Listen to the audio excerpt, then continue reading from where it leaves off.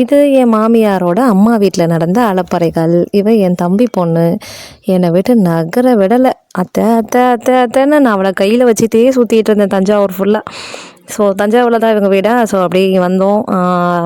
2 kilo அளவுக்கு mutton பிரியாணியை நான் விறகடுப்பில் சமைக்க போகிறேன். ஸோ இங்கே 2 கிலோ 3 கிலோங்கும் போது கேஸில் வைக்க மாட்டாங்க, நம்ம விறகடுப்பில் வச்சு தான் சமைச்சு பழக்கமா. ஸோ விறகடுப்புக்கு வந்தாச்சு. ஸோ வாங்க 2 கிலோ மட்டன் பிரியாணி எப்படி செய்கிறதுன்னு பார்க்கலாம். விறகடுப்பில் நம்ம பிரியாணி பாத்திரத்தை வச்சுட்டு கொஞ்சமாக நெய்யும் எண்ணெயும் விட்டு ஹோல் ஸ்பைசஸ் போட்டுக்கோங்க. அது கூட கொஞ்சம் முந்திரி பருப்பு, பச்சை மிளகாய், அப்புறம் வெங்காயம் போட்டு நல்லா வதக்கிக்கோங்க. வெங்காயம் நல்லா வதங்கினதுக்கு அப்புறமா நம்ம இங்கே வந்து இஞ்சி பூண்டு, புதினா, கொத்தமல்லி, பச்சை மிளகாய் இதெல்லாம் அரைச்சி வச்சுருக்கேன். அதையும் இது கூட போட்டு நல்லா வதக்கிட்டு இதோட பச்சை வாசனை போனதுக்கப்புறமா கொஞ்சமாக தக்காளி, கொஞ்சம் உப்பு போட்டு நல்லா வேக வச்சுக்கோங்க. தக்காளி வேகிறதுக்கு மூடி போட்டு வேக வச்சுக்கோங்க. இது நல்லா குழஞ்சி வந்ததுக்கப்புறமா இதில் மசாலா, கொஞ்சமாக மஞ்சத்தூள், கொஞ்சம் கரம் மசாலா, கொஞ்சம் பிரியாணி மசாலா, அப்புறம் தனி மிளகாய் தூள் போட்டு கலந்துக்கோங்க. அளவெல்லாம் எனக்கு தெரியாது, 2 கிலோன்றதுனால குத்து மதிப்பாக எனக்கு தோன்ற அளவுக்கு போட்டேன். ஸோ எல்லாத்தையுமே போட்டு நல்லா கலந்து விட்டுக்கோங்க. மசாலா எல்லாம் நல்லா ஒன்று சேர வேகணும்.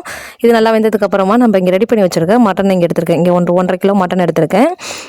மட்டனை வந்து நான் தண்ணி விட்டு கொஞ்சமாக மஞ்சத்தூள், கொஞ்சம் இஞ்சி பூண்டு பேஸ்ட்டு, கொஞ்சம் உப்பு போட்டு நான் ஏற்கனவே குக்கரில் ப்ரெஷர் குக் பண்ணி ஒரு 10 விசில் விட்டு எடுத்திருக்கேன். ஸோ மட்டனை மட்டும் தனியாக எடுத்து மசாலாவோட போட்டு நல்லா பிரட்டிக்கோங்க. இது கொஞ்சம் நேரம் வெந்ததுக்கப்புறமா தண்ணி ஊற்றிக்கலாம். தண்ணி அளவு அப்படிங்கும்போது நான் வந்து 2 கிலோ அப்படின்றதுனால நான் 10 கிளாஸ் எடுத்திருக்கேன். 10 கிளாஸுக்கு 20 கிளாஸ் தண்ணி. மட்டன் வேக வச்ச தண்ணி, அது கூட நான் கொஞ்சம் தண்ணி வந்து சுடு தண்ணி வேக வச்சுருக்கேன். ஸோ அது எல்லாத்தையுமே சேர்த்த மாதிரி போட்டு நல்லா கலந்து விட்டு மூடி போட்டு வேக வச்சுக்கோங்க. இது நல்லா கொதித்து வந்ததுக்கப்புறமா நான் இங்கே ஊற வச்சுருக்க அரிசியை கொஞ்சம் கொஞ்சமாக எடுத்து அதில் போட்டு நல்லா கலந்துக்கலாம். கொஞ்சம் கொஞ்சமாக போட்டு ஜென்டிலாக எல்லாத்தையுமே மிக்ஸ் பண்ணிக்கோங்க. பாருங்கள், பின்னாடி நின்றுட்டு அத்தை அத்தை அத்தை அத்தைன்னு என்னை சமைக்க விடலை. மேலே இருந்துட்டு கூவிக்கிட்டே நிற்கிறா அத்தை அத்தை அத்தேன்னு. கூப்பிட்றதே கொஞ்சம் ஜாலியாக இருக்கும், சந்தோஷமாக இருக்கும். ஸோ இது எல்லாத்தையுமே நல்லா கலந்து விட்டுக்கோங்க. இந்த அரிசி இதெல்லாம் வந்து நல்லா கொதித்து வந்ததுக்கப்புறமா அதில் எலுமிச்சப்பழம் புழிஞ்சு விட்டு அரிசி தண்ணி எல்லாமே ஓரளவுக்கு வெந்ததுக்கப்புறமா, அதாவது ரெண்டுமே ஈக்குவலாக வர அளவுக்கு வத்தினதுக்கப்புறமா தம் போட்டுடலாம்.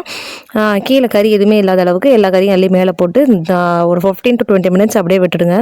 இது நல்லா ரெடி ஆனதுக்கப்புறமா கறி அப்படியே ஓரமாக எடுத்து கொட்டிடுங்க. சாதத்தில் எதுவும் விழாத அளவுக்கு ஓரமாக எடுத்து போட்டுட்டு ஜென்டலாக தம் உடச்சி விடுங்க.